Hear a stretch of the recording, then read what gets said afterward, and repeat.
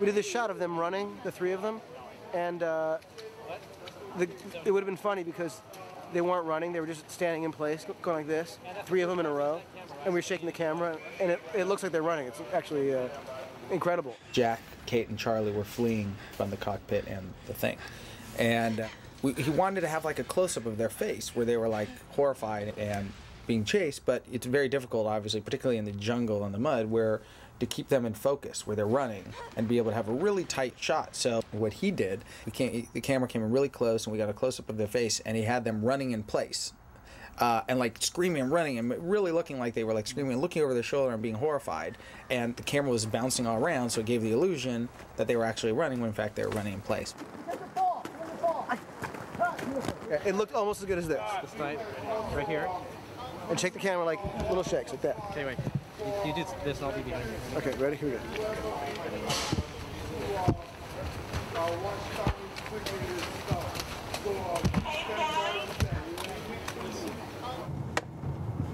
And action. Loud and rain. Hey, guys, is this normal? You know, the day turning into night, the torrential rain, kind of end of the world type weather.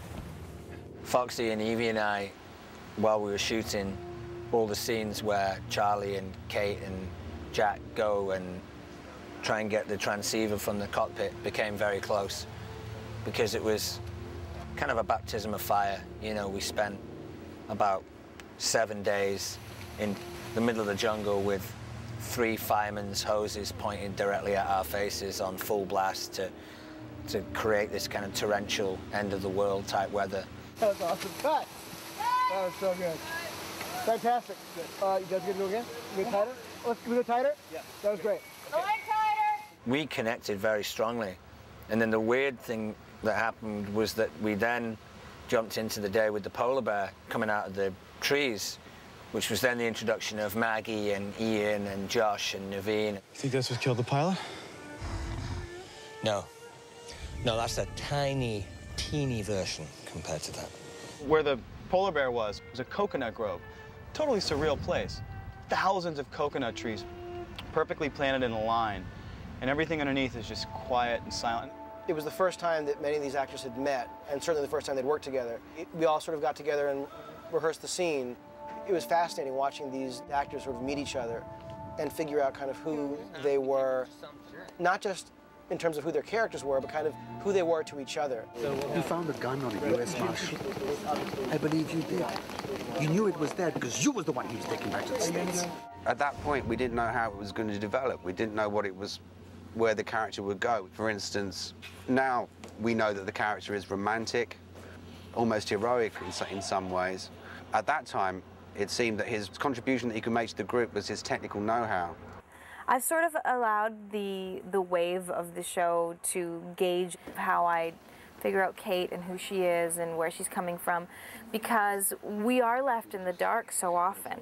I don't know for sure exactly how old anything. I don't know anything until we get that script, and that script says it in the script. It was really hard for us in the beginning if you weren't shooting a lot of scenes because the storyline hadn't evolved to that yet, and it was really hard. And I didn't shoot my episode until a little over a month ago.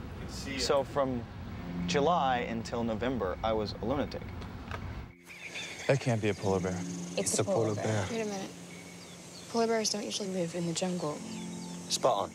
I wanted to truly invest in this idea of this weird island of Dr. Moreau, this kind of foreboding sense that the island itself is a character in the show, you know, and it's always looming over your shoulder.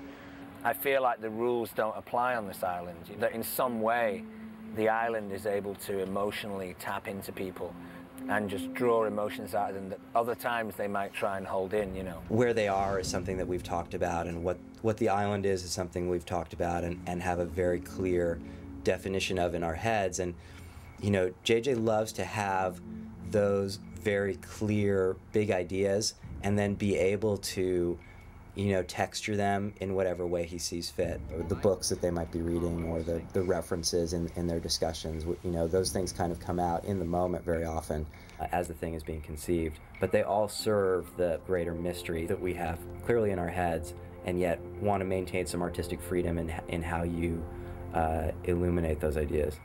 Okay, wide open space. You should check the radio, see if we're good. We're not going to have any reception here. We're still blocked by the mountain. Just check the damn radio! Why just check? We might not have any juice left when we get to...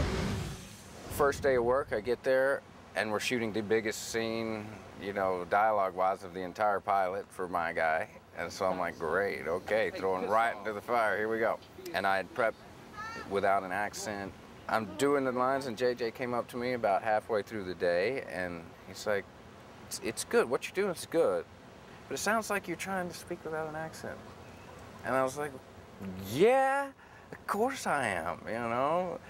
Is it working? And he's like, no, you don't speak without an accent. That was before we hired you. You're Southern, let it ride. And that just set me free.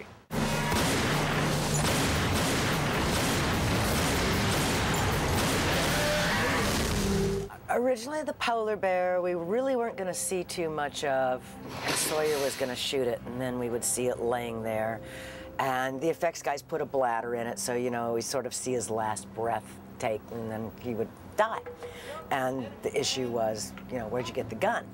And then JJ wanted the polar bear to chase him, but the polar bear didn't really move, and he wasn't really animatronic, and we talked about bear suits, and well, pretty soon we thought, well, we'll just do high grass, and JJ's going, yeah, we could get tufts of grass coming up, so we've got tufts of grass coming out of air rams as the bear is coming through the high grass. When they first said they wanted to have a polar bear, they said, can you do a CGI polar bear? And we said, sure we can, you know, but I guess maybe hanging on to the reality rules, JJ did not want to do a CGI polar bear. He wanted to have little snippets and pieces of fur moving through, or legs moving, and they built a puppet. You know, they were saying, well, someone's just going to run through the jungle, and they were just saying, well, who's going to do that? And in the middle of the production meeting, I just found myself raising my hand, and next thing I know, they strapped on polar bear chaps, and we went over to this little dense green area, and I was hopping through the jungle trying to mimic a four-legged run, because all we were going to see was two legs, and I was the polar bear running through the jungle. And then JJ decided that the bear should, like, attack, so we tried launching him out of an air ramp. And cut. We're going again real fast. Let's go again right away. It didn't work. Kevin Blank said to me, we're going to make the polar bear jump computer graphic shot. I said, there's not going to be, I promise you, there will not be a computer polar bear in this show. And sure enough, there is. Because once we did the jump from the polar bear, you know, a number of times, which, by the way, as silly as they were, worked fine.